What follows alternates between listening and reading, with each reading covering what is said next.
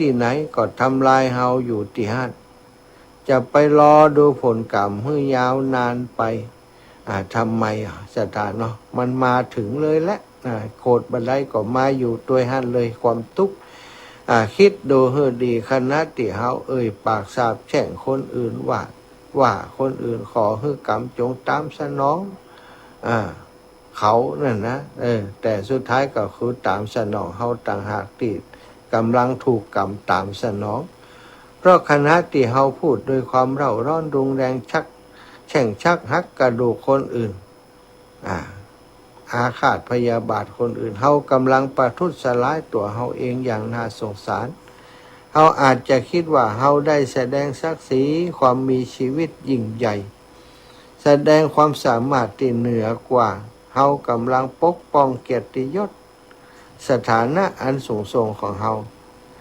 แต่ความเร่าร้อนบ่เคยปราณีไผบ่ว่าคุณจะมีศักดิ์ศรีเพียงใดความร้อนของไฟกิเลสเฝ้าไหม้ใจคนใดทุกขณะทุกสถานะตั้งแต่พระราชาถึงยาจกต้องตั้งสติว่าเรื่องอายังเขาจะยอมขับเคลื่อนชีวิตโดยความเร่าร้อนโดยแรงอิจฉาพยาบาทแรงขับเคลื่อนที่เยือกเย็นมีอยู่มากมายเส้นทางแห่งความดีงามมีให้เลือกอยู่มากมายแต่ทำไมปัญญาของเขาจึงมืดบอดทำไมเขาจึงนำออกมาขับเคลื่อนชีวิตมาได้ก็เพราะเมฆหมอกของอารมณ์บดบังใจเขาไว้นั่นเองยุดพูดถึงความทุกข์ยุดปรับทุกข์ความทุกข์ที่เกิดขึ้นเองใครที่ชอบปรับทุกข์พบใครก็เอาเรื่องทุกข์ไปก็เปิดสุดท้ายทุกข์ร้ายก็แผ่กระจายไปทำร้ายคนอื่นจำไว้ว่าไม่มีใครอยากอยู่ใกล้คนอมทุกข์มีแต่เรื่องทุกข์มาเล่าบ่มีไผไว้ใจคนนำทุกข์เข้ามาบ้านบ่อยๆทุกข์ของทุกข์เขาต้องแก้ไขด้วยตัวเขาก่อนสุขของเขาต้องนำไปเผื่อแผ่ให้คนอื่นฮือมากทุกข์ของเขาต้องเก็บไว้ฮือมิชิดเมื่อแก้ด้วยสติปัญญาของเขาบ่ได้ก็จึงค่อยๆปรึกษาหาลู่ทางจากผู้รู้การเล่ขายขยายความทุกข์เป็นเรื่องน่าสงสารคนอมทุกข์นี่จะอายุสั้นคนชอบบรรยายขยายทุกข์เรียกว่าผู้จะเรียกว่าเป็นผู้มีการปฏิบัติธรรมได้อย่างใดเขาต้องตั้งปณิธานไว้ว่าใครทุกข์ใจมาถึงเขาต้องมีความสุขกลับไปไผหน้าบึ้งมาถึงเขาต้องได้ยิ้มกลับไปใครหิวมาถึงเขาต้องอิ่มกลับไปไผหนาวมาถึงก็ต้องอุ่นกลับไปอันนี้ควรจะเป็นปณิธานในจิตในใจที่จะทำให้เนี่ยมีทุกข์น้อยลงการคิดแต่ว่าเราถูกกระทำถูกใส่ร้ายเสียเปรียบจะทำให้เป็นทุกข์ตลอดเวลาคนเช่นนี้มองไปทิศใดก็อาจจะหันแต่คนเอารัดเอาเปรียบตนมองหันแต่ใบหน้าของศัตรูหามิตรแท้บ่ได้เลยทัศนคติในการมองโลกจึงถือว่ามีความสำคัญมากในการขับเคลื่อนชีวิตถ้าเรามองคนอื่นในทางลบความคิดของเราก็ติดลบมองในทางบวกจิตใจก็ร่าเริงแจ่มใสได้กำไรชีวิตการสร้างทัศนคติที่ดีต่อคนอื่นอาจจะขจัดความหวาดระแวงช่วยให้ใจเราแช่มชื่นเบิกบานเราจะล้อให้ไผมาช่วยมาได้เราต้องเริ่มต้นที่การปรับปรุงเปลี่ยนแปลงตัวเองด้วยความเด็ดขาดอาถรรพ์ยุดเป็นธาตุของความคิดลบยุดเป็นธาตุอารมณ์ยุดฟังการร้องทุกข์ของใครที่พูดแต่เรื่องเก่าๆจำเจซ้ำซากแก้ปัญหาบ่จบบางคนพบหน้ากันก็เอาแต่เรื่องเก่ามาเล่าเรื่องเดิมมาเล่าซ้ำซ้ำเติมความรู้สึกการกระทำเช่นนี้บ่มีทางที่จะแก้ปัญหาใดๆในชีวิตใดการนิ่งคิดแล้วอมยิ้มคือการสยบศัตรูภายใน ศรัทธาญาติโยมอีกป่ออีแม่ทั้งหลายทุกคนทุกวันนี้ถ้าเฮาบ่ไปเอาเรื่องตรงนู้นตรงนี้มาใส่จิตใส่ใจเฮาก็บ่มีความทุกข์หยังแต่เมื่อใดเฮาไปเอาเรื่องต่างๆมาใส่จิตใส่ใจความทุกข์ก็มาหาเฮาทันทีเนาะเปิ่นถึงได้ทำประเพณีต่างๆเปิ่นได้ให้การทำอโหสิกรรมบาโคตรบาเกียรติบาทำร้ายซึ่งกันและกันเป็นการยกโทษให้อภัยแก่กันจะทำให้ชีวิตของเฮามีความสุขบ่มีไผอยากอยู่แบบอมทุกข์แบบเดือดร้อนแบบบ่ม่วนบ่นั้นแต่เฮาก็มักจะไปเก็บเอาอารมณ์ต่างๆมาใส่ในใจตัวเก่าแล้วก็เป็นทุกข์แล้วก็ไปโทษว่าคนนั้นคนนี้ทำมือเฮาทุกข์จริงๆแล้วความทุกข์ที่เฮาสั่งสมด้วยตัวเฮาเองนั้นนะเอาโดยการคิดว่าคนอื่นคนนั้นคนนี้บัดดีกับเฮาคนนั้นคนนี้ว่าเฮาอย่างอันอย่างนี้ถ้าเฮาบ่รู้จักการให้อภัยถ้าเฮามีแต่ผูกโกรธผูกเกลียดใบติ๊กๆนี่ความทุกข์ก็จะเกิดขึ้นกับเฮานักขึ้นติ๊กๆสถานนะชั่วโมงนี้ปั่นเวลาให้ศรัทธาโทรสัก10 นาทีก่อนเนาะขั้นเวลาเบรกจักน้อยจะได้พักเสียงแล้วก็จะได้ให้ศรัทธาที่อยู่ที่ไกลเนาะได้โทรมามาจากกันพ่อมหลายคนบอกปะกันมาติดไปเนาะโอ้ร่างอาจารย์ยั่งเหียก้า ไปยั่งแต่เน้อครูบาอาจารย์เป็นยังเมตตาให้ได้จัดรายการตัวอยู่เนาะพี่น้องเมืองแปะเมืองน่านเมืองลำปางเมืองเชียงใหม่ตั้งใดฟังอยู่ได้ยินแล้วโทรมาหน่อย0808844173เน้อ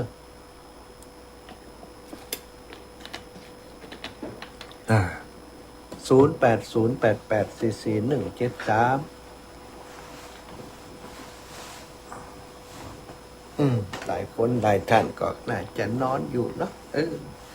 นอนอยู่ก็ถ้านอนโทรก็ได้นอนโทรก็ได้นั่งโทรนอนโทรเจริญพรแม่นิเวศเจ้ากลับนมัสการเจ้าพระอาจารย์จ้าแม่เจ้าฟังอยู่เนอะเจ้าจ้าวันที่24ไม่เอวเนอะคงจะมาได้มาเจ้าไปไหวยังอาแน่ใจอ่อนน่ะมีก็จิตใจ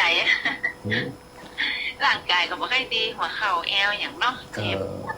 เจ้าขออนุโมทนาบุญธรรมะเจ้านี้นะเจ้าจ้าตู้ได้เลยจ้าบุญรักษาแม่เนอะเจ้านมัสการเจ้าจ้าเจ้า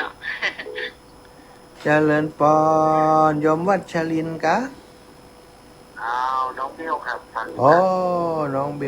บลสัตว์ตู้เนอะสมชาติสวัสดีนะครับผมครับผมอยู่ดีมีสุขเนาะจะได้บอกคือพ่อมหาสมชาติมีสุขภาพแข็งแรง100 วันพรรษานะครับโอ้สัตว์ตู้ได้บอกฟังอยู่ครับแล้วก็วันที่เช้าที่เป็นงานที่วัดสันพลนะครับใจละมาแอลหากันเด้อผมอยู่ตรงเนี้ยผมพักอยู่ตรงสะพานแม่สุชาดาเนี่ยครับบักไก่กันรุ่นนี้เนาะไม่แอลหากันสบายดีนะครับผมสบายดีครับไอเบลจะได้ขอพระอาจารย์พระมหามีสุขภาพแข็งแรงอยู่กับรายการเปิดนะครับน้องสาธุพระอาจารย์ถึงวันนะครับดีกะขอบคุณหลายๆเด้อไอเบลเด้อมีกำลังใจครับครับสาธุมีอย่างก็มาแอลหาได้เด้ออยู่ลำปางนี่รุ่นนี่โยมแม่บน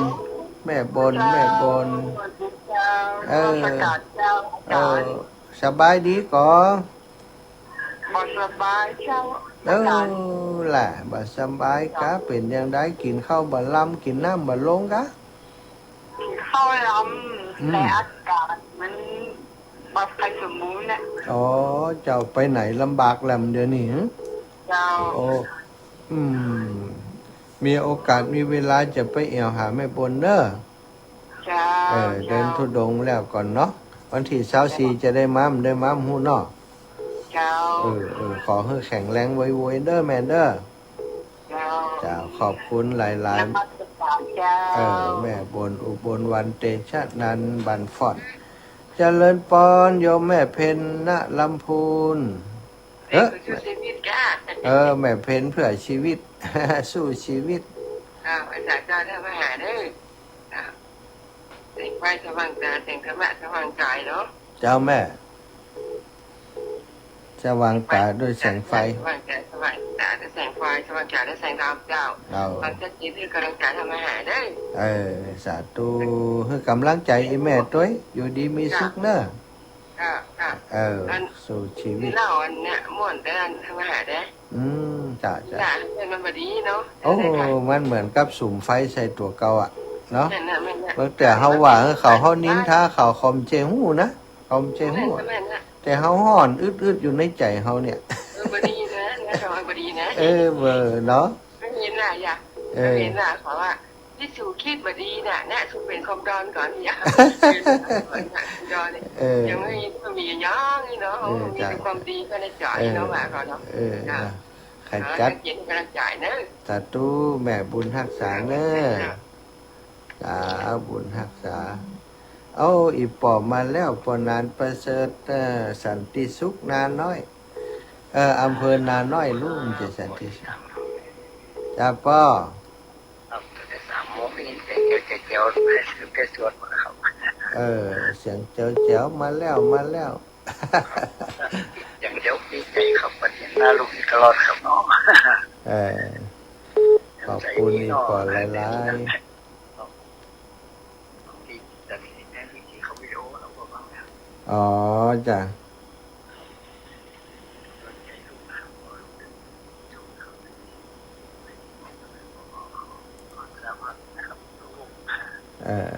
ขอบคุณโยมปอนนักเน้อปอนนานประเสริฐนาน้อยอันนี้แม่ประพินหนอแก้วเจริญป้อนอีแม่ เจ้าไหว้ฝ่าเจ้าแม่กำลังฟังอยู่เด้อ เนี่ยแคบหมูก็วันนี้ วันนี้มาได้ยะเจ้าแต่ว่ามันเป็นวันศิลป์มันไม่หนัก อ๋อเจ้าวันที่24ไปปอมานะตานพระป่าด้วยกัน โอ้โหแท็กได้ไปอ่ะท่านอาจารย์ คนขับรถกับบัได้เจ้า มาตร ท่าง นแม่จะหัวเข่ากับบัดดีเนี่ย ล่ะโอ้ ได้ตัวเข่าเจ้า เดี๋ยวนี้นะ เดินใจกับบัได้เจ้า โอ้ยเจ้า เดี๋ยวเนี่ยยานี่เลยอย่าฝากแม่บ่ขี่ไปนะ ได้ไก่แม่บ่ขีดถึงมา เจ้า นั่น เจ้าแม่ฝากแม่บ่ขี่ไปเด้อ เจ้าได้สาธุบุญรักษานะแม่จ้าสาธุค่ะ เจ้าไปกัน จะเลิญพร ได้สาเจ้า เจ้าที่ไหน ได้ข่าวว่าท่านประสบายกับเจ้านี่อันโยมอัมไพบ้านตรงโคกเนี่ยเจ้า อ๋ออยู่ใกล้ๆกับน้องอัน น้องอันนะเจ้าน้องอรพินน่ะเจ้าอันพระอาจารย์เจ้าจะอันบุญกลับไป200เด้อแล้วก็พักปลาวันที่24 100เจ้า เจ้ากาไฟเดี๋ยวกันได้จดกำก่อน เจ้า แม่ยังก็ อัมไพอนันตโทเจ้า อัมภัยอนันตโท เจ้าบ้านตรงโกงเจ้า โททุ่งโค้งกาไฟ200นอ เจ้ากลับไป200แล้วก็พักปลาวันที่24 100เจ้า 200 2รายการเนาะ เจ้าจะให้ลุงโบโอนไปให้เนาะเจ้าเนาะ เจ้าได้เจ้า เจ้าพอจะแล้วก็ฝากลุงโบน่ะเนี่ยเจ้า จ้ะลุงโบนี่เก่งแล้วแฟนรายการลุงโบแล้วนี่ เจ้าใหญ่ก็เจ้า FC เพิ่นเนาะ FC ลุงโบสาธุเนอ เจ้าไอ้สาเจ้า สาธุ ขอสุขภาพแข็งแรงเด้อ เจ้าสาธุเอาแม่ศรีวันธรรมวงศา อันน้ามาถึงกี่โมง ฮะ มาถึงตรงก้อย มาถึงตุงกล้วยวันที่19น่าจะปุ้นนะก็6 โมงถ้าจะค่ำๆบ่นะกว่าจะถึงเนาะลูกเวียงปะเป้าบนมาน่ะเข้าไปป่าจ้าเลยอ่ะปะกันวันที่20บ่กะวันที่19นี่มปะเตี่ย เจ้าเลยมองเห็นว่าเป็นนั้น เหมือนเจ้าวันที่20ไปบินทับปุ้นเขาไปถึงตุงกล้วยน่าจะบ่ายๆอีแม่วันเพราะวันเย็นที่19นะวันที่20เพราะ19อยู่แม่เฟือง เจ้า จ้ะ มองเป็น กะระยะพอกันแล้วกันนะจากแม่เฟืองเดินไปปุ่นมันไก่หล่างคนนะเนาะถ้าเลี้ยวก็ตันเพนทำเลี้ยวถ้าจ้าก็ตันเพนอ้าวแต่ละก็ใส่บาทวันที่21เนาะสาว21สาวนี่ไปถึงกวยนะสัตว์ตุ้นแมนเนอร์ขอบคุณหลายๆเจริญพรแม่สุกแก้วเจ้ากลับไปศาลเด้อท่านพระมหาเจ้ายังแควนมาแล้วกะเต้าวันนี้จะเสาะหาหมอแหมกำก่อนดีแม่เฮ้ยรู้สึกว่ามันขำนะมันขำจังไงมันบ่ม่วนนะมันม่วนนะโอ้ไผ่บ่เป็นไผ่บ่ฮู้เด้อใจแน่นแล้วเจ็บมันคัดมันเหลวสัญญาเจ็บกับเจ็บเจ้าใจเจ้ากลับไปศาลเด้อ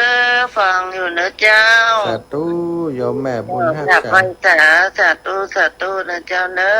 ะเจ้าสาธุอ้าวป้อนานอานันต์นมัสการพระมหาตื่นจับพอดีนี่จับพอดีล่ะครับจะทำบุญทำปลาจะได้กันจะได้เนาะวันที่24ปอดตานที่วัดบ้านโพธิ์อีปอไม่แอลเด้อ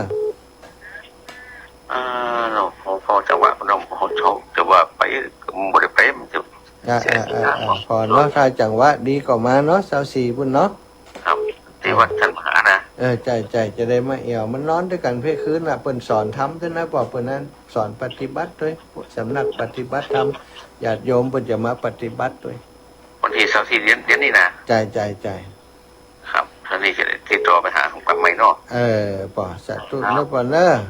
พอได้ไปพอจะรวมสมุนโอนตังไปใส่รวมป้าละได้สาธุสาธุครับถวายความเคารพตัวลุงสายนี้สายสุดท้ายตรงนี้วันนี้กลับมาที่ลำปางมางานวันนี้จะย้ายพระจะตานศาลาที่วัดเดี๋ยวกลับพระไม่ต้องย้ายพระพุทธรูปย้ายหน่อยจ้ะอาการดีอาการดับปิ้นเลยจ้ะค่อยชั่วหน่อยไม่ค่อยร้อนเท่าไหร่กลางวันร้อนเนาะจ้ะมาสักการครับสาธุหลวงตาศรัทธาญาติโยมพักสายก่อนเนอะกระเดียวเขาก็พบปะกันในช่วงที่2ใครติดกำลังจะโทรตอนนี้พักไว้กำหนึ่งเดี๋ยวก็ปะกันในช่วงชั่วโมงที่2เด้อชั่วโมงนี้อาตมาขออนุญาตพักดื่มน้ำดื่มท่ากำหนึ่ง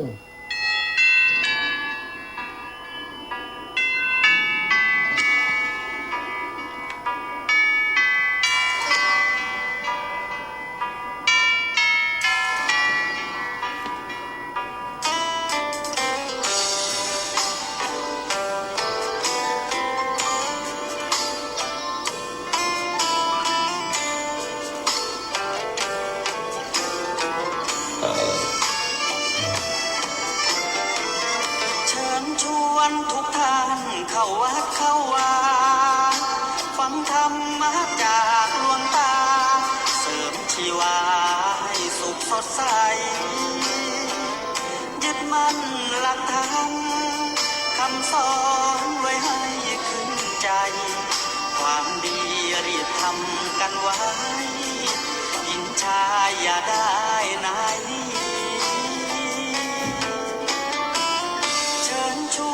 ทุกท่านเข้าวัดเข้าวา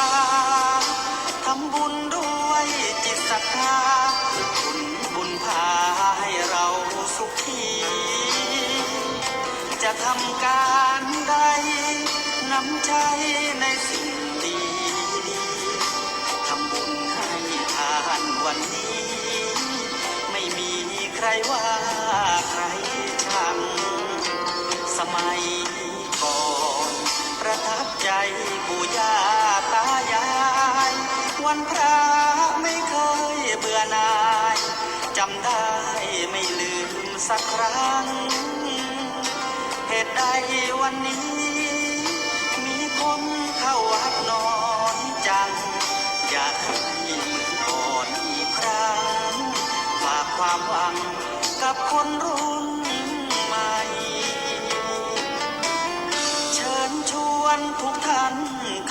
เข้าวารับศีลรับพรหลวงตาเสริมคุณค่าให้กับจิตใจกระทำความดีเรื่องนี้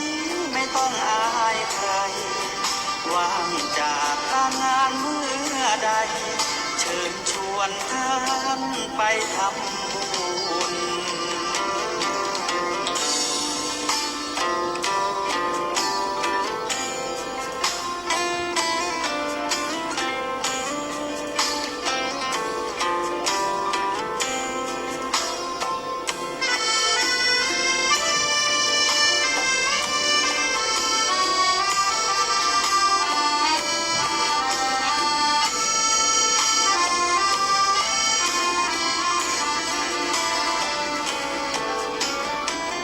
เชิญชวนทุกท่าน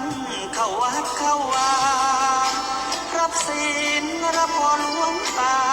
เสริมคุณค่าให้กับจิตใจกระทำความดีเรื่องนี้ไม่ต้องอายใคร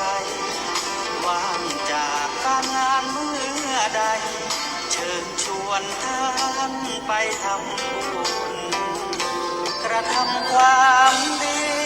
เรื่องนี้ไม่ต้องอายใครฝากเพลงเชิญชวนจริงชายอย่าอ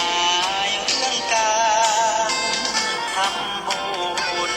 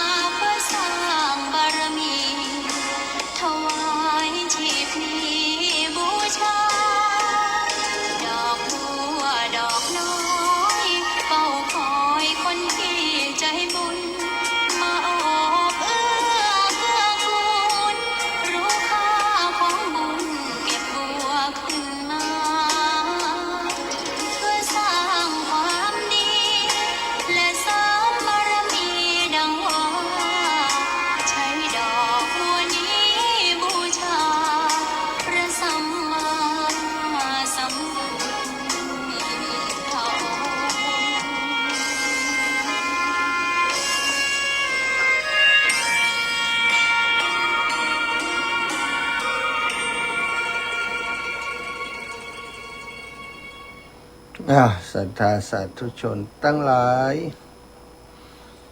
ฟังเพลงธรรมะไปเนาะฟังเพลงที่เป็นเพลงสร้างสรรค์ด้านธรรมะ2 เพลงชวนทำบุญทำบุญกุศลทำบุญนี้มีตึงตานมีศีลมีภาวนาเนอะบัดได้ชวนทำบุญฮื้อตานอย่างเดียวถ้าฮื้อตานอย่างเดียวบัดปฏิบัติรักษาศีลบัดปฏิบัติจิตใจให้ดีมันก็ได้แค่บุญได้แต่ความสุขใจชั่วครั้งชั่วคราวเนาะสถาแต่ว่าถ้าหากเขาปฏิบัติคัดเก่าตัวเองรักษาศีลบริสุทธิ์นึกถึงศีลตัวเองบ่ได้ก็ปลื้มใจดีใจเมื่อนั้นแล้วไปปฏิบัติสมถกรรมฐานนั่งสมาธิปฏิบัติธรรมไปด้วยก็ยิ่งจะมีความเยือกเย็นเกิดขึ้นในจิตในใจของเราความเมตตากรุณาก็จะเกิดขึ้นในจิตในใจของเราได้อูจากันถึงเรื่องเนาะการ การเอาชนะความโลภความโกรธความหลงการให้อภัยผู้อื่นการให้อภัยคนอื่นเท่ากับให้อภัยแก่ตัวเองเท่ากับทำตัวเองของเราให้เป็นสุขซะท่าใครจะมาเอาทุกข์มาใส่เฮาบ่ต้องไปใส่บ่ต้องไปสนใจจะไปหน้าบึ้งหน้าตึงเปิ่นหน้าบึ้งมาใส่ก็ยิ้มให้เปิ่นเหี้ยต้องยิ้มกลับไปไปหิ้วไปหิวมาหาเฮาก็ขอฮื้อได้อิ่มกลับไปยุดเป็นธาตุความคิดทางลบฮื้อได้ความคิดทางลบหรือว่าคิดลบเปิ่นจะมีคิดบวกกับคิดลบคิดบวกคือคิดแบบสร้างสรรค์คิดลบก็คือคิดแบบทำลายสถาญาติโยมความจริงบางทีบางคนเปิ่นบ่ได้ทำอย่างที่เฮาคิดหรอกแต่ว่าเฮาก็คิดไปในด้านลบว่าคนนั้นคนนี้ฮือเฮาว่าฮือเฮาก็เลยกลายเป็นความทุกข์ที่เฮาความทุกข์เอามาใส่จิตใส่ใจของตัวเก่าเป็นธาตุของอารมณ์ทางลบยุดเป็นธาตุอารมณ์ร้ายอารมณ์ทางลบยุดฟังการร้องทุกข์ของไผที่พูดแต่เรื่องเก่าๆจำเจซ้ำซากแก้ปัญหาบ่จบเนาะบ่ได้ฟังคนอย่างนั้นแล้วเขาจะทุกข์ใจไปติ๊กอีปออีแม่เฮยฟังน้ำฟังธรรมฟังสิ่งอันเป็นประโยชน์คิดแต่สิ่งอันเป็นประโยชน์บ่คิดพยาบาทอาฆาตไผฮืออภัยไผทำอะไรอย่างก็เขาฮืออภัยเขาบ่เอามาใส่ใจยิ่งฮืออภัยนักต่อใดแสดงว่าคุณธรรมในใจเขาก็จะสูงมากเท่านั้นเขาต้องอยู่เหนือปัญหาโชคดีที่เขามีปัญหาขึ้นมาก็ถือว่าโชคดีแก้ปัญหานั้นไปอยู่เหนือกับปัญหาจะได้ท้าทายภูมิปัญญาของเขาจะได้มีเครื่องวัดภูมิธรรมว่าที่เขาภาคเพียรปฏิบัติมานั้นเขาอยู่ในระดับใดถ้าบ่มีปัญหามาท้าทายใจก็บ่ฮู้ว่าจะเอาชนะได้อย่างใดมาวัดระดับความก้าวหน้าทางธรรมะขอให้คิดในใจเชิงบวกใครเขาจะด่าจะว่าจะใส่ร้ายจะเอารัดจะเอาเปรียบเฮาจะใดก็ตามก็จะบักกระทบใจเฮาหากปกป้องคุ้มครองใจจากอารมณ์ร้ายเหล่านั้นใดเฮาจะอยู่เย็นเป็นสุขอยู่ดีมีสุขใดทุกตีสดาหากเฮาปกป้องคุ้มครองใจบ่ได้ต่อให้ลบลี้หนีไปไหนใจก็คงจะแบกทุกข์ตามไปหลอกหลอนแม้จะนอนในโลงแล้วไปเกิดใหม่เกิดในภพใหม่ใจก็ยังคงทุกข์อยู่ดีขอให้เฮาได้ตระหนักว่าทุกอย่างในชีวิตเป็นเพียงความคิดของเฮาเท่านั้นสัทธาทุกข์เพราะคิดสุขก็เพราะคิดเฮาคิดอย่างใดตัวเฮาก็จะเป็นอย่างนั้นคิดเป็นก็เป็นสุขคิดบ่เป็นก็เป็นทุกข์คิดบ่เป็นก็นอนกอดความทุกข์ไว้ภัยร้ายของมนุษย์คือความคิด มิตรติดแท้ของมนุษย์ก็คือความคิดเฮาต้องหยุดความหวาดวิตกหยุดความคิดกังวลให้ได้ต้องบอกตัวเองว่าอันนั้นมันบ่ใช่เรื่องใหญ่โตอันยังมันเป็นแต่เรื่องอารมณ์ความรู้สึกเท่านั้นบ่ใช่ความจริงแต่อย่างใด ถ้าตีหู้ซึกว่าสำคัญใหญ่โตเรื่องใหญ่งานเข้าก็เพราะเฮายอมเอาตัวเข้าไปเป็นกู้กรณีเป็นกู้กรณีในการต่อสู้ถ้าเฮาเฉยๆบ่สนใจยิ้มเฮือกับทุกปัญหาที่เกิดขึ้นปัญหาเหล่านั้นก็จะกลัวเฮาถ้าเฮาหงอปัญหาก็จะห้ามหันเฮาทันทีนะศรัทธาญาติโยมทั้งหลายใจสำคัญที่สุดอีปอยอีแม่ใจของคนเฮานี่สำคัญที่สุดเพราะเฮาคิดความคิดของเฮาจึงเป็นมิตรแท้และศัตรูตัวฉกาจบอกว่าชีวิตจะเกิดอะไรอย่างเฮือกลับมาดูใจของเฮาก่อนบอกว่าจะเกิดอะไรอย่างกับชีวิตเฮือกลับมาทบทวนความคิดของเฮาก่อนหยุดคิดหยุดความคิดคือใดการรักษาใจบ่ใจหน้าที่ของใครของคนอื่นแต่เป็นงานในความรับผิดชอบของเฮาการทำร้ายใจเฮาส่วนมากมักเกิดจากตัวเฮานั่นเองที่ชอบนำเอาเรื่องภายนอกมาคิดจนเกินเลยต่อเหตุผลกลายเป็นอารมณ์ร่วมขอมาตั้งสติกันยุดประทุษร้ายอารมณ์ของตัวเองอโหสิกรรมต่อกันวิธีง่ายๆในการอโหสิได้ง่ายๆยุดก่อเวรมองคนให้เป็นเพียงธาตุสี่ศรัทธาเฮาเกิดมาจากธาตุสี่เหมือนกันดินน้ำลมไฟเนี่ยเหมือนกันเขาก็ดินน้ำลมไฟวิญญาณธาตุบัดต้องมองว่าคนเป็นตัวเป็นตนเป็นบุคคลเป็นเราเป็นเขาเป็นนายนั่นนายนี่ซึ่งจะทำให้เกิดการผูกติดในตัวบุคคลแล้วเกิดอารมณ์โกรธเกลียดย้อนกลับมาดูตัวเฮาไผดาก็บ่ถูกตัวเฮาหากใช้วิธีง่ายๆคือแยกตัวเฮาออกเป็นธาตุสี่ดินน้ำลมไฟวิญญาณธาตุเหมือนกันหากฝึกทำเช่นนี้เป็นนิดอารมณ์ร้ายจะบัดทำลายแน่นอนอโหสิกรรมจะงอกงามตลอดกาลเวลาและแผ่เมตตาการแผ่เมตตาก็จะทำให้ได้ผลเต็มที่คิดดูให้ดีเฮาถูกคนเกิดมาคนเฮาทุกคนเกิดมาคนละทิศคนละท้องมาพบกันภายหลังแม่สามีภรรยาลูกหลานก็เช่นกันเฮามาพบกันใหม่ทั้งนั้นบ่ได้มีความเกี่ยวข้องอะไรอย่างกันเลยสัทธาเว้นแต่จะระลึกชาติใดก็อาจจะระลึกได้ว่าชาติก่อนก็เป็นพ่อเป็นแม่เป็นพี่เป็นน้องเป็นสามีภรรยากันลูกอีนะถ้าระลึกชาติใดนะบางคนอาจจะเคยเป็นญาติหรือเป็นมิตรเพื่อนแท้บางคนอาจเป็นศัตรูคู่อาฆาตติมบะย้อมอโหสิกรรมต่อกันมาแต่ชาติปางก่อนผลกรรมจึงส่งให้มาเจอกันแฮมเมื่อพบกันแล้วถ้าดีต่อกันก็เดินทางร่วมกันเมื่อความเห็นตรงกันก็เป็นกัลยาณมิตรต่อกันเมื่อความคิดเห็นว่าตรงกันก็ปล่อยวางไปไม่จำเป็นต้องไปผูกพันอย่างหื้อนักอกขอฮื้อเฮาเอาปัจจุบันเป็นหลักเอาวิถีชีวิตที่เป็นจริงเป็นเป้าหมายเฮาจะแบกโลกแบกอารมณ์ที่เกี่ยวเนื่องกับคนอื่นไปเนี่ยบ่ย่างฮื้อเฮาทุกศรัทธาในเมื่อเขาบ่ได้ทำอะไรอย่างฮื้อเฮาดีขึ้นถ้ายิ่งคิดถึงเขาคนอื่นอารมณ์ก็ยิ่งเลวร้ายลงทุกวันอันนั้นแหละว่าเฮากำลังเป็นคู่เวรคู่กรรมกันไม่ชาตินี้ก็ต้องเกิดมาแต่อดีตโดยแท้จำต้องรีบอโหสิกรรมให้กันโดยเร็วยุติผลกรรมให้ได้ถ้ายังมัวผูกโกรธเอาแต่อาฆาตพยาบาทคิดหรือว่าชาติหน้าจะมาได้พบกันแหมหนีบ่พ้นกันแน่นอนสถานถ้าผูกเวรกันจัดนี่ดิมดีจัดหน้าก็ไปเจอกันผูกเวรกันแหมนี่ต้องอโหสิกรรมให้มดให้เสียงมันจะได้บัดติดไปข้า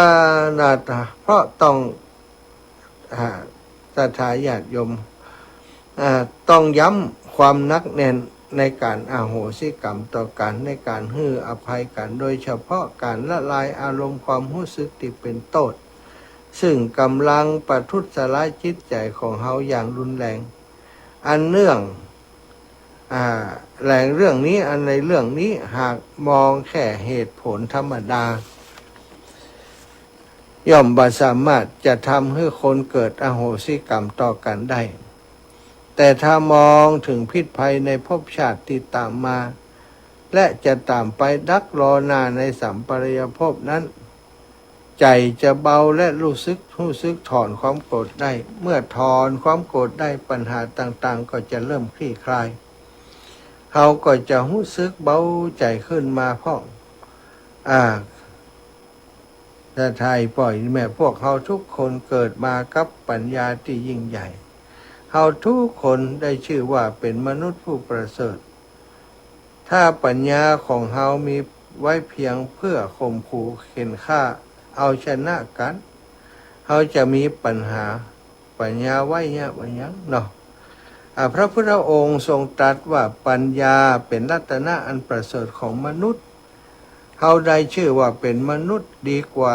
มวลสรรพสัตว์สัตว์เดรัจฉานทั้งหลายเขาเปรียบเทียบสติปัญญาถึงแม้สัตว์ทั้งหลายจะมีสติปัญญาน้อยกว่าเขาแต่เขาก็บ่เคยมีทิฏฐิมานะต่อกันอย่างรุนแรงเหมือนมนุษย์หากสัตว์จะเข็นฆ่ากันก็ทำเพราะเหตุจำเป็นเฉพาะหน้าเท่านั้นบ่มีเลยที่เขาจะฆ่าอาฆาตพยาบาทจองเว้นกันแก่กันก็อภัยต่อกันหากจะทำร้ายกันก็เพียงแต่ใช้อาวุธในกายเช่นงาเขาเขี้ยวเล็บพิษที่มีอยู่ในกายเท่านั้น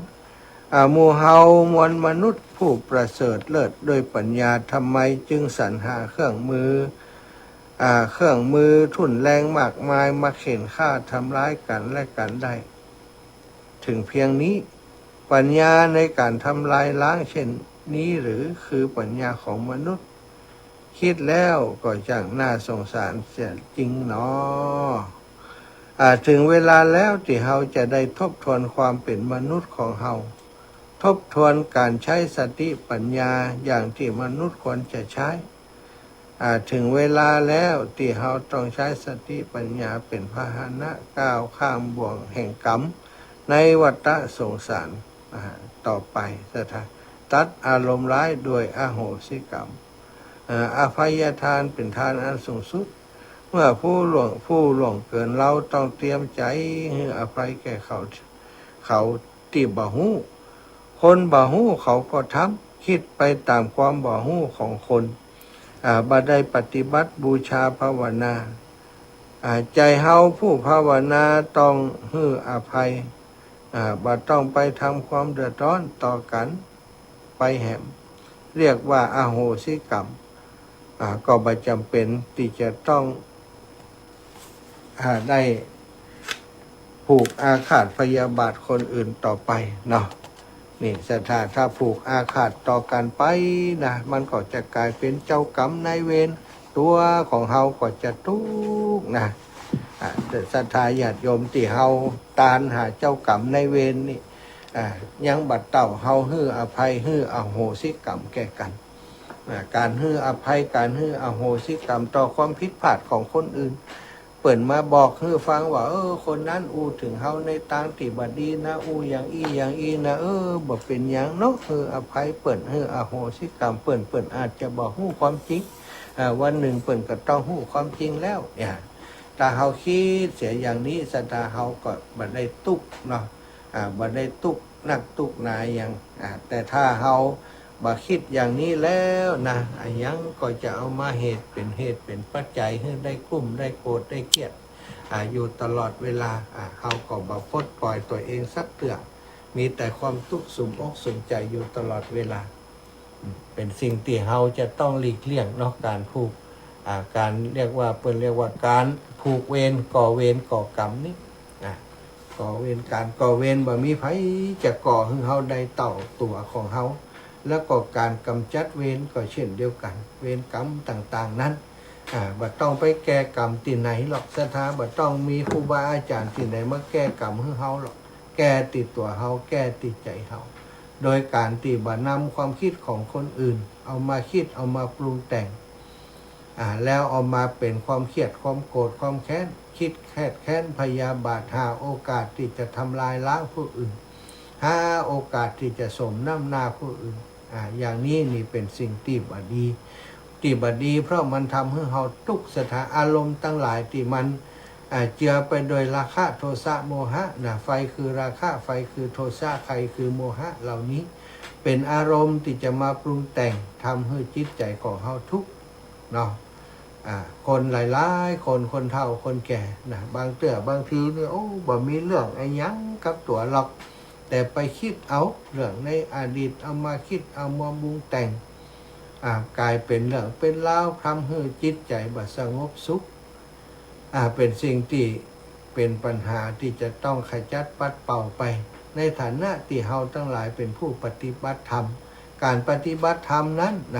จะต้องมีสิ่งที่มาทดสอบอารมณ์ของเฮาตลอดเหมือนกันคนมาว่าฮือร้ายว่ากล่าวเสียดสีเฮาต่างๆถ้าเฮานักแน่นเอากำอูที่เขาอู้มานั้นเอามาพินิจพิจารณาปรับปรุงตัวเองเปิ่นดีโลนี่เปิ่นเหมือนกับเป็นครูของเฮาเปิ่นได้ตำหนิติเตียนมาเปิ่นอุตส่าห์ไปคุดคุ้ยประวัติที่บัดดีของเฮามาอันนั้นเป็นเรื่องเก่าแล้วเขาจะว่าอย่างไรก็จ้างเขาเถอะเรื่องใหม่คือสิ่งที่เฮาจะต้องทำต่อไปนี้นะก็คือการทำอย่างไงชำระใจอย่างไรให้มีความสุขสิ่งเหล่านี้ความอิจฉาริษยาความเกลียดแค้นพยาบาทชิงชังนั้นมันบ่เกิดประโยชน์แก่ใจเฮาก็สลัดมันออกไปขจัดมันออกไปด้วยอโหสิกรรมใช่ไหมอโหสิกรรมนี้เป็นการให้อภัยขั้นสูงสุดตามพระพุทธศาสนาได้สอนอย่างอีกบัดได้สอนให้ทำวัดตาต่อตาฟันต่อฟันมันเนี่ยเขาเนี่ยเขาอันนี้พระพุทธองค์บัดได้สอนสาวกทั้งหลายแม้กระทั่งว่าเขามาทำร้ายเฮามาบุกมาตีเฮาจะไปโกรธจะไปเกลียดมันเป็นกรรมของเฮาที่ได้ทำไว้สั่งสมไว้เขาบุกเขาตีมือโคตรพระพุทธเจ้านี่นะสอนขนาดเปิ่นบุกเปิ่นตีเปิ่นแหล่เนื้อเถือหนังแต่ทางก็ขอให้ว่าเป็นสักแต่ว่าถ้าตามธรรมชาติเขาจะปาดไปถึงกระดูกเส้นเอ็นก็ห้ามให้ได้ความโกรธได้ฟุ้งขึ้นมาอันนี้อู้กันถึงที่สุดอย่างนี้นี่ว่าธรรมดาเนาะแต่ถ้าไผ่ปฏิบัติถึงขั้นที่ลดละสิ่งโมนี้ใดนี่ก็จะมีความมั่นคงในอารมณ์จะบักโกรธง่ายบักเกลียดง่ายบัดถือบัดตื้อคนอื่นเนาะได้คิดว่าคนอื่นก็เป็นธาตุทั้งสี่เหมือนกันก็เฮาเนี่ยธาตุดินธาตุน้ำธาตุลมธาตุไฟสิ่งที่ปรุงแต่งทำให้เขาคิดเขาว่าอย่างนั้นมันก็เป็นสิ่งปรุงแต่งที่อยู่ในจิตในใจเขามันเผาไหม้เผาลนจิตใจเขานักแต่รู้เนาะแต่เฮานี่บัดถือบัดตื้อเฮาบัดถือบัดตื้อเขาความโกรธความเกลียดก็จะบักเกิดขึ้นในจิตในใจเฮาชีวิตที่เหลืออยู่มองดูตัวเองมองดูคนอื่นคนที่มีทุกข์นักนั่นเฮาสังเกตพอส่วนใหญ่ศรัทธาจะไปเก็บเอากรรมจากคนอื่นมาจะไปเก็บอารมณ์ที่บดีจากคนอื่นมาทำให้ตัวเองนี่ต้องมาทุกอกทุกใจอยู่ตลอดเวลาศรัทธาสีใครอยากกินน้ำแหมแล้วขออนุญาตพักแหมปลาแลบแป๊บหนึ่งขอดื่มน้ำสักแป๊บหนึ่ง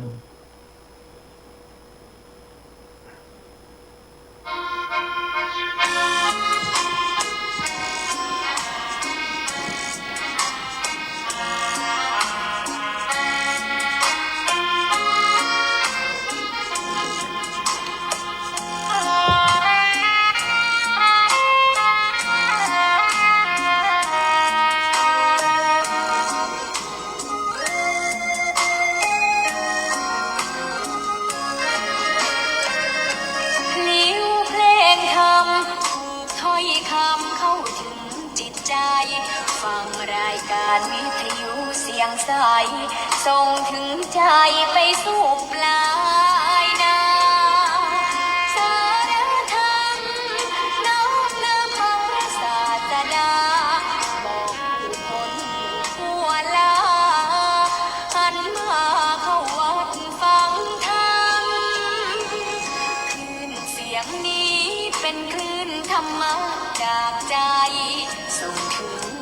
ไกลบ้านไกลฟังได้สุขใจล้ำยามดึกดื่น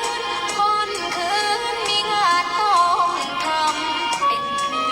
นสารธรรมเน้นย้ำธรรมะเตือนใจเสียงคลื่นธรรมบอกหลักธรรมให้คลายความเหงาฟังเสียงธรรมะเบาเบาบอกเล่าถึงคนบ้านไกลสื่อธรรม อ้าวโทรศัพท์จากที่ไหนอ้าวเจริญปอนแม่ มาได้หุบผ่านในยาวๆเหนียวยาคล้ายสี ได้ไปเนาะแม่เนาะ ถ้าเราไม่ถึงนี่นะคะถ้าไม่ถึงไรแค่ถึงนี้อย่างไรถ้าไม่วัดแล้วต้องกระโดด เจ้าแม่ กินยาหมอมะแต่ยังไม่ดีขึ้นแต่ยังได้หมอ เจ้าแม่ได้มีจิตจงเจ้าให้แม่ถึงห่าง อ๋อยาคลายเส้นเลยไหมล่ะ วันนี้มันเป็นใจนี่ขายเลยนะของกันเสียมันขาขาวนะแล้วอะไรอย่างเงี้ย เจ้าสาธุนะแม่ขอบคุณแม่นะ มันจะได้เลยเราวันเราเขาเองได้เลย เจ้าอาการนั้นเจ็บป่วยของตัวเองศรัทธาญาติโยมเพลงถึงเกิงด้วยเลย บอกรักแล้ววางด้วยใจสื่อไปถึง โอ้โทรศัพท์เสร็จแล้วเจริญพร เราต้องถูกเป็นยังตอนแรก เส้นเอ็นอักเสบที่ไหล่ เป็นอย่างนั้นเป็นเอ็นอักเสบ หลายกรณีอย่างคนนอนตกหมอนก็อย่างนั้นเนี่ยประมาณนี้ จะไปยักหนักไปค่ะ หูมันมีส่วนอยู่มีส่วนทุกอย่าง มีส่วนเกี่ยวข้องกันอยู่ จะไปยักหนักไปค่ะ เจ้า นี่ก็เคยเป็นอยู่ เจ้าน วดนวดเนี่ยเนี่ยคนเดียวเนี่ยตึกกระบะหายอยู่ ขี้เกียจไปไก่ใช้ หายแหละเจ้าแต่ตุเน่ หายไว้นะดูลูกนะ เจ้าแม่เจ้าศรัทธาญาติโยมเนาะเฟงบัดจบอะศรัทธาเปิ่นโทรสวนไหม ได้พักเห็นหน่อยเนาะเจ้าการ การบาผูกเวรบาผูกกรรมกับไผเนาะก็จิตใจเฮาก็จะมีความสุขเนอะศรัทธาญาติโยมช่วงนี้เนาะมีงานของที่ครูบาอาจารย์จะได้เฮาจะได้ทำกิจกรรมร่วมกันศรัทธาญาติโยมวันที่15ที่จะถึงนี้ไปงานศพเนาะงานศพของท่านอาจารย์พระมหาวิษณุจารุธรรมโมวัดเจ็ดลินซึ่งก็เป็นพระนักเผยแผ่พระนักจัดรายการครูบาอาจารย์เปิดนัดบ่าย2 โมงของวันที่15เนอะเป็นน้องคลื่นสีขาวของเฮาเจริญปอนแม่ จ้าไว้สาเจ้าตัวลูกเนี่ยฟังอยู่เนอะ เจ้า เดี๋ยวยังแค้นของก้าอะไรอ่ะ ตึกกึกยังเก่านะแม่ยังบ่านิดแต่ ก็ก่อยหายไปเนาะ น่าจะ ก่อยหายไปอ่ะเนอะ เจ้า คุณฮัจฉาเนอะลูกเนอะ เจ้าสาธุ เจ้าไอ้สาเจ้า คนตื่นเช้าแม่น้อยอุตุดีบันไห่นาน้อยเนาะ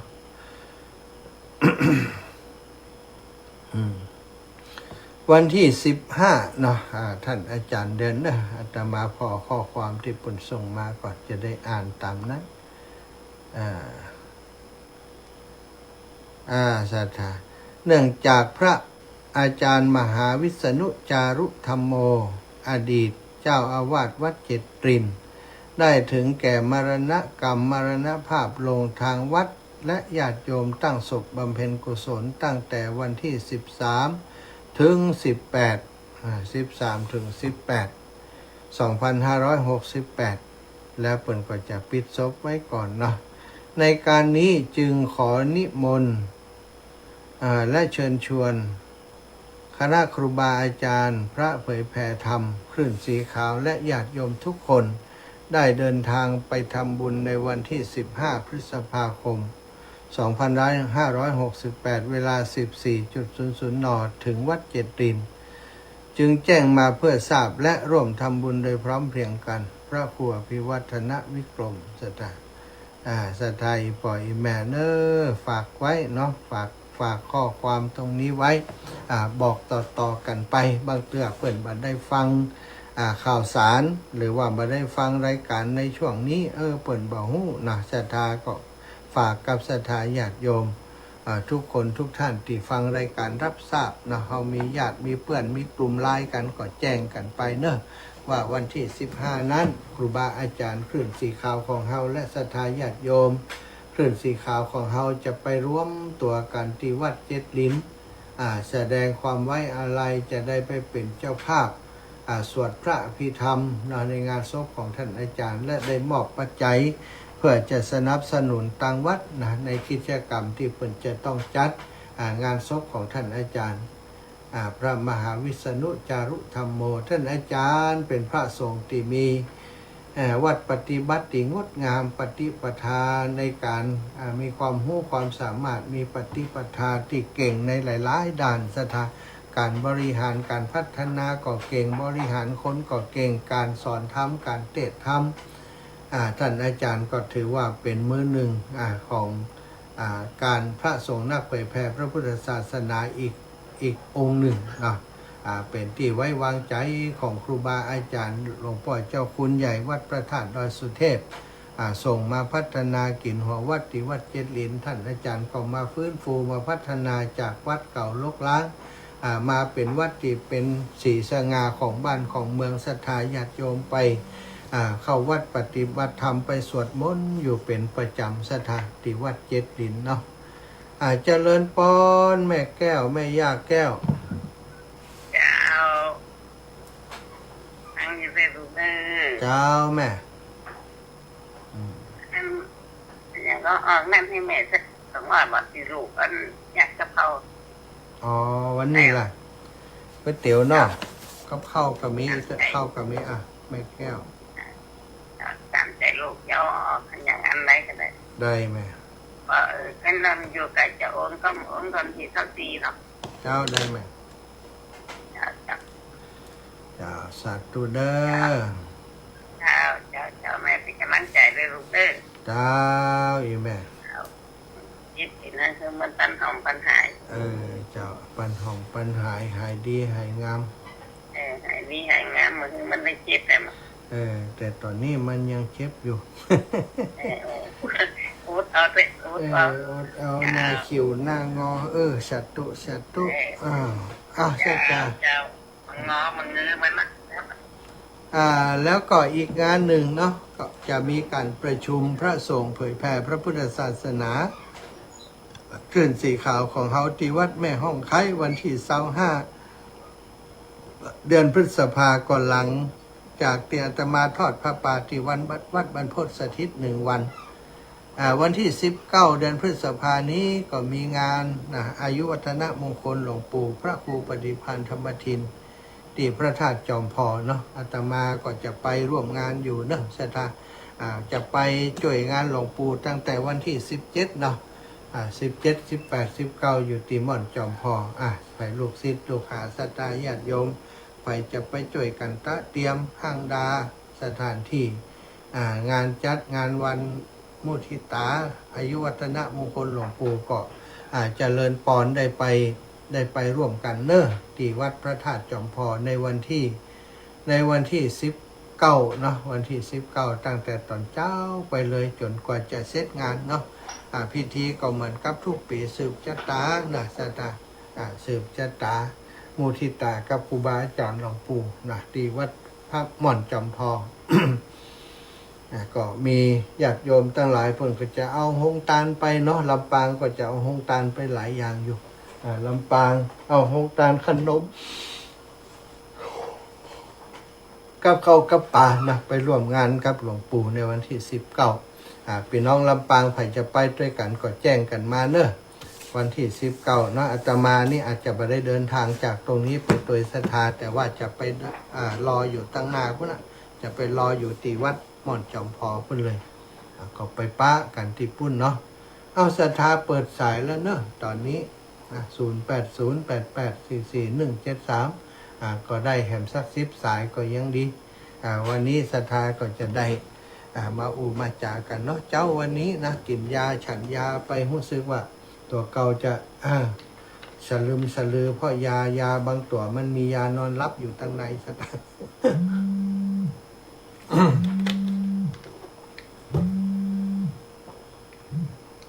ยายพร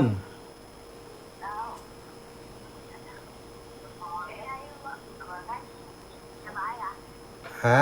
กัดตีแขนนะกะ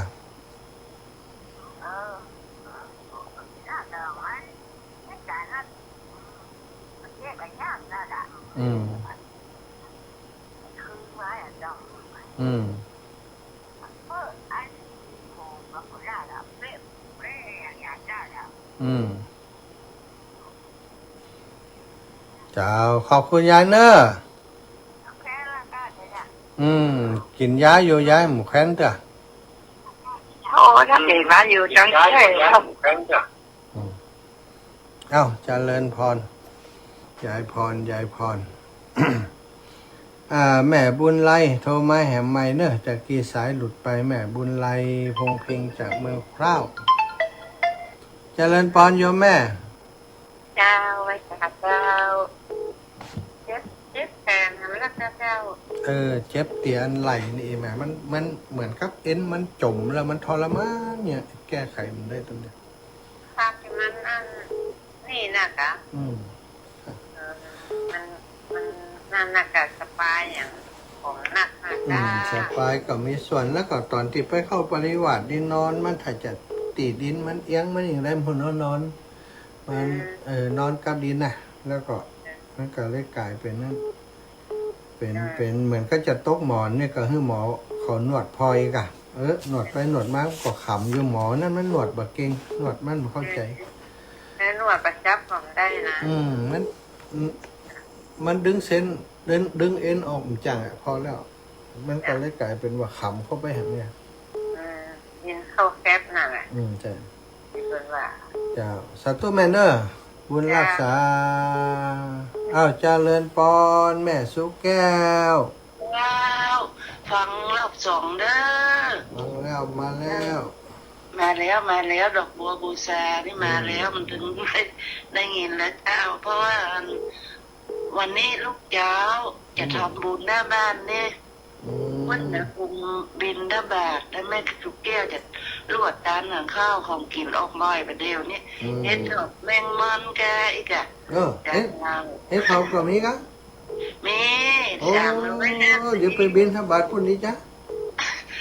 350อย่างขาวอย่างงามทั้งลีนี่มาเจ้าเดี๋ยวจะไปบินทบาทพรุ่งนี้มาเลยอย่างงามอย่างหอมอันนี้เฮ็ดหอบจริงเจ้าดีแล้วสักเราได้พูดถึงพ่อถึงแม่เราที่ได้ล้มหายใจจากไปได้จานขันข้าวแมงมันก็ออกแล้วดีกะสาธุเนอะอนุโมทนาบุญด้วยแม่นะมันเป็นของตีนใหม่เนาะเจ้าแม่แล้ววัดม่อนจำพอนะแม่สุกเกี้ยวจะร่วมบุญโดยเด้อเจ้าอีแม่โอดนาบุญโดยหลวงปู่โดยเขาน่ะเจ้าแม่จะโอนเข้าไปหาท่านมหาเนี่ยเจ้าแล้วก็จะโอนไปโดยที่อันนั้นน่ะปล่อยบอกเข้าบ่อยชวบไม้เต้าไอ้เพื่อนเจ้าจะโอนไปหาโดยที่ว่าบ้าวันที่14 มันชวกไม้เต้าปล่อยเพื่อนทั้งหลายขึ้นสีขาวเงาก็อย่าพอเอ้ยเสียงเจ๊เจ้าเป็นมาซอยไม้เต้าอย่างอีกอะโอ้มันถูกต้องเด้อยังมาลบเจ้ากลับไปสาธุเด้อเจ้าเด้อสาธุแม่เจริญพรแม่สมฤทธิ์ไว้ทานเจ้าวันนี้เข้ามาที่วัดบรรพตสถิตเดี๋ยวก่อนวันบ่ายก็จะออกไปแล้วแม่ป้ามาร่วมงานก็เปิ่นมาช่วยเปิ่นนั้นเปิ่นจะย้ายพระย้ายอย่างแปลงศาลาใหม่นี่แม่ไม่ได้ไปวันเขาผมไปมากามาได้อย่างใดเนี่ยคิดถึงนะจนพี่น้องตั้งบ้านแหน่บ้านอย่างก็แม่บ้านเดี๋ยวไปนอนวันแรกบ้านอย่างก็มันกอดกอดแก้วจนแม่แพ้แม่แพ้อีกนะแม่แพ้นิพพาน่ะแม่น่ะอยู่อันกอดแม่อยู่บนไปแม่ไม่ได้ไปหาเพื่อนเนาะลูกเบาเพิ่นมีรถนะจัดไปส่งเขาหาแม่ในการลูกเบาเพิ่นถ้ามันได้มานี่จะปรับหนักหน่อยนะสาธุ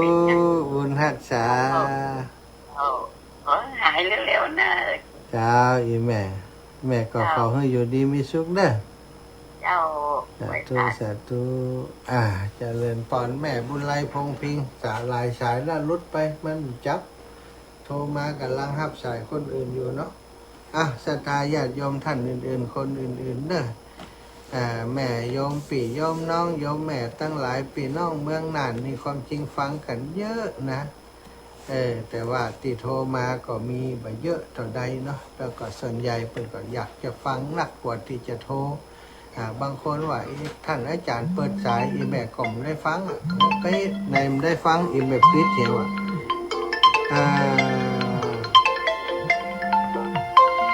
เจริญพรแม่บัวผินปี่น้องบ้านแฮดเจ้าค่ะอาจารย์จ้าแม่ขาดไปเมื่อวิทยุหายกว่าอันคืนหายทุกท่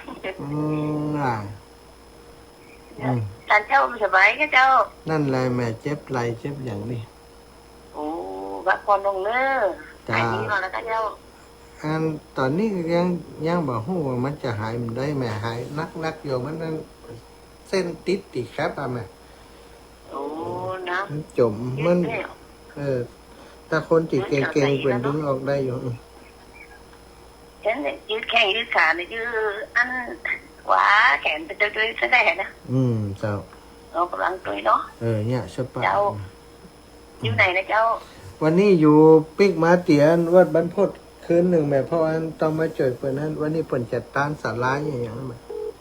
เจ้าจะรับบุญตุยเนอเจ้าอีแม่บุญรักษาแม่เนอ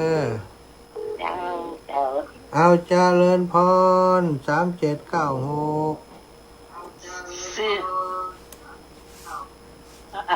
โอ้ยนงเจ้าวินงเจ้าวินงเนี่ยเสียใจตื่นคนเท่านี้ก็กับแอมกับไอก็เลยก็จะได้เดียวอันถ้ายายนงส่งจะชื่อสายฝนจัตุรัสแต่มันมีหลายสายฝนเลยจ้ะปัจจัยไปตึ๊ดเอาตั้ง3 องค์เท่านั้น500นี่นะตู้ละเหมือนเดิมเลยเจ้าตอนนี้เขาก็ส่งไปแล้วนะเจ้าแม่อนุโมทนาบุญนะเสียใจเต้นนะเจ้าที่มันสบายบุยนะเจ้าแม่เดี๋ยวก็หายเจ้ารักษาเจ้าสาธุเจ้าเจ็บได้ก็หายได้เนาะมันเจ็บได้ก็หายได้รักษาไปก่อนแม่สมฤทธิ์แม่พงบุญไลพงพิงเมืองเป้าท่อละกาแม่บุญไล2-3 รอบได้ครับพร้อมยัง2-3 รอบแล้วไม่ได้รับ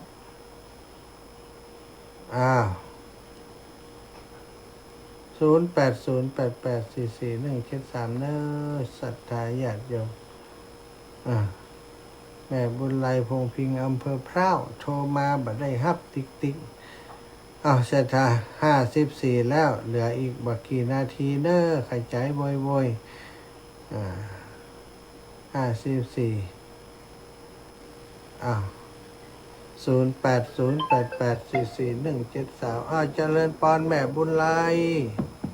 เอาไว้สาเจ้าอยู่ไหนแม่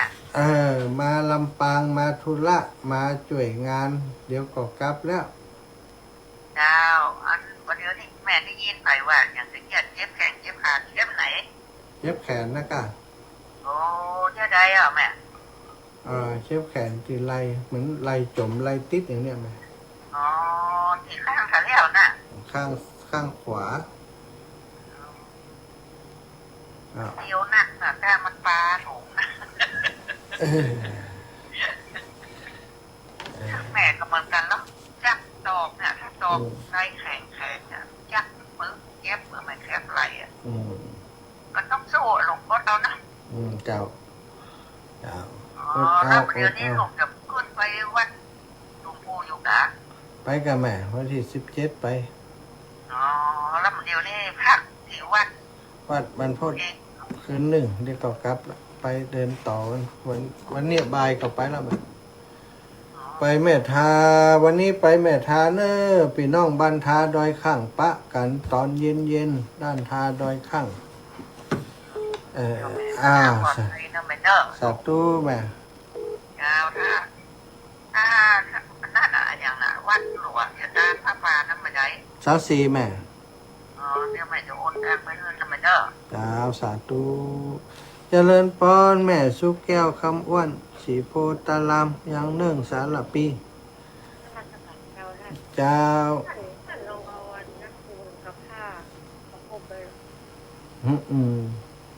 ผ้าน้ำอุ่นกะเจ้าแม่มันทรมานขนาดหนาใจยุ่มเดี๋ยวนี้จะเดินก็หัวนี่มันหนักเนาะขวามันก่อนนักอยู่ท่านว่าเนี่ยแม่บ้านนี่แหละครบไว้เจ้าท่านหนวดอะไรอย่างเดี๋ยวนี้หนวดแล้วก็มันหมอตีหนวดเขาบาเข้าถึงนั่นเรื่องของนั่นเอ็นจมสะบักมันพอแล้วเจ็บมันได้มันขมจ้างต้องหาคนที่จ้างแท้ๆน่ะเจ้าแล้วก็เอาน้ำอุ่นประคบไว้เจ้าอากาศอย่างเอาถุงน้ำร้อนเจ้าขอบคุณแม่เด้อเจ้านมัสการเจ้าสาธุเจ้าศรัทธาญาติโยมทุกคนทุกท่านเลยวันนี้ของลำปางนี่รับปิงนะฮะได้ยินสักคนว่าลำปางล่างสถานีรับปิงกะสถานีลำปางนี่ได้ฝั่งนี้ได้ยินก่อนลำปางแม่น้อยตัวดีตะกี้แล้วนะลำปางลูกขวายลูกนี่สาวลำปางนี่แม่ขันแก้วปันแก้วสาธุเจ้าแม่ฟังอยู่เจ้าไวสาเจ้าโยมแม่ศรัทธาเวลาหมดเวลาแล้วเนอะเวลาพระอาจารย์สาธุพระอาจารย์นุทนาด้วยเจ้าเป็นกำลังใจให้พระอาจารย์เจ้าแฟนน้องบอกว่าเจ้าพาชุบน้ำอุ่นประคบเจ้าเส้นเอ็นจะได้คลายเปิ่นว่างก็นี่ฮะเปิ่นว่างก็